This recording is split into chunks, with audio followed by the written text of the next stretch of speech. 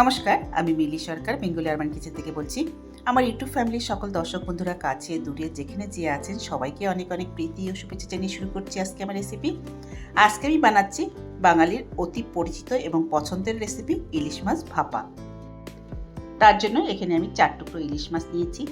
ইলিশ মাছ ভাপা যখন আপনারা তৈরি করবেন তখন একটু খেয়াল রাখবেন মাছটা যেন একটু ফ্রেশ হয়, কারণ মাছটা তো ভাজা হয় না, সেই জন্য ফ্রেশ মাছ হলে খেতে ভীষণ টেস্টি হয়। এখানে আমি এই 4 টুকরো মাছটাকে প্রথমে আমি নুন আর হলুদ দিয়ে মেখে নেব। আধা চামচ মতো নুন দিচ্ছি আর সামান্য একটু হলুদ দিয়ে মাছগুলোকে প্রথমে মেখে নেব। আজকে আমার বানানো এই ইলিশ মাছ ভাপার রেসিপিটা আশা করি আপনি স্কিপ না করে সম্পূর্ণ দেখবেন। দেখতে যদি ভালো লাগে তাহলে অবশ্যই ফ্যামিলি আর ফ্রেন্ডসদের সঙ্গে শেয়ার করতে ভুলবেন না। আপনি যদি আমার পুরনো বন্ধু হয়ে থাকেন তাহলে জানাবো অনেক অনেক ধন্যবাদ। আর যেসব বন্ধুরা এখনও আমার চ্যানেলটাকে সাবস্ক্রাইব করেনি তাদেরকে বলছি প্লিজ আমার চ্যানেলটাকে সাবস্ক্রাইব করে আমার পাশে থাকবেন।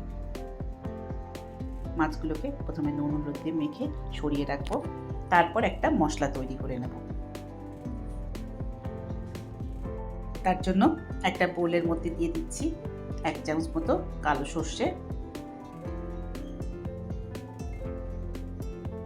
এর সাথে দিয়ে দিচ্ছি 1 চামচ হলুদ সর্ষে, তারপর এর মধ্যে দিয়ে দেবো 1 টুকরো আদা আর সাথে দিয়ে দেবো গোটা 3 কাঁচা লঙ্কা। এখানে 4টে কাঁচা লঙ্কা ব্যবহার করেছি আমি, আর লঙ্কাটা আপনি নিজের স্বাদ অনুসারে কম বেশি করে নেবেন। এগুলোকে একটু জল দিয়ে বেটে নেব। এরপর একটা টিফিন বাটি নিয়ে নিয়েছি যেটার মধ্যে মাছটা আমি ভাপাবো। স্টিলের টিফিন বাটি, তার মধ্যে মাছগুলো দিয়ে দিলাম। এরপর এর মধ্যে দিয়ে দিচ্ছি সর্ষে, আদা, কাঁচা লঙ্কা যেটাকে আমি বেটেছি সেই মশলা সবটাই দিয়ে দিচ্ছি। তারপর দিয়ে দিচ্ছি নুন। এখানে আমি নুন কিন্তু আগেই নুন আর হলুদ দিয়ে মাছটা মেখেছিলাম, সেই জন্য একটু হিসেব করে নুনটা দিতে হবে। আধা চামচ মতো নুন আবারও দিয়ে দিলাম আর সাথে দিয়ে দিলাম আধা চামচ মতো একটু হলুদ গুঁড়ো। এরপর আমি এর মধ্যে দিয়ে দিচ্ছি সর্ষের তেল। এখানে বেশ অনেকটাই তেল দিয়েছি, মোটামুটি 6 থেকে 7 চামচ মতো সর্ষের তেল হবে, সেই তেল দিয়েছি। এবার সব মশলার সাথে মাছগুলোকে বেশ ভালো করে মেখে নেব।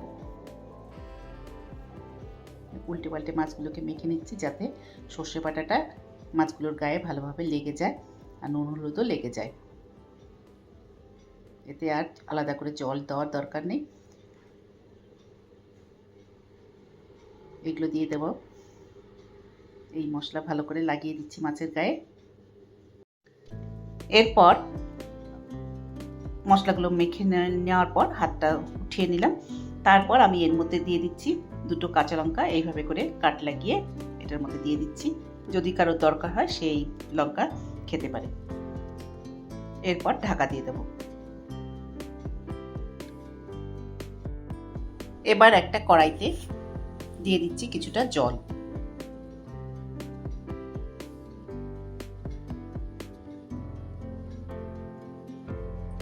অল্প কিছুটা জল দিয়ে দিলাম। এখানে 1 কাপ মতো জল দিয়েছি।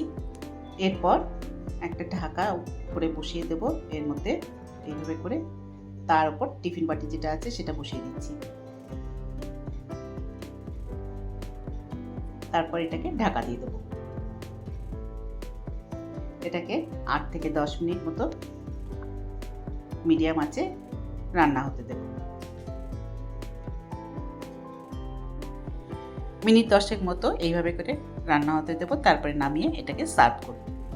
দেখুন তৈরি ভাপা ইলিশ। এটা গরম গরম ভাতের সঙ্গে কিন্তু অপূর্ব লাগে খেতে।